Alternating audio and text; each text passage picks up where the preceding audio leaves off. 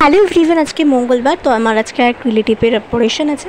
তো আমরা চলে গেছি টেকনো গ্লোবাল হসপিটালে, যেখানে আমার এক সময় অপারেশন হয়েছিল। তো পৌঁছে গেছি, আর যা ফর্মালিটিস ছিল সেগুলো আমি সব কিছু সেরে নিলাম। আর তারপরে পেশেন্টকে রেডি করতে গেছে, তো আমরা ওয়েট করছিলাম। আর তারপরে আমাদের বললো ওটিতে নিয়ে যাওয়া হয়েছে। তো আমরা পৌঁছে গেছি ওটির সামনে।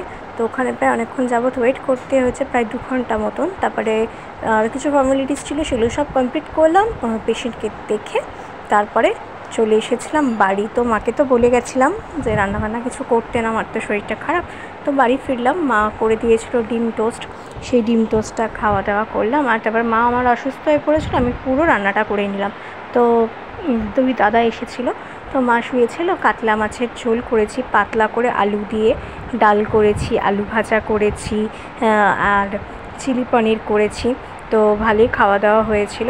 আর তারপরে একটু স্নান করে রেস্ট করে খাওয়া দাওয়া সেরে আমরা চলে গেছিলাম আবার বিকেলবেলা ভিজিটিং আওয়ার্সে।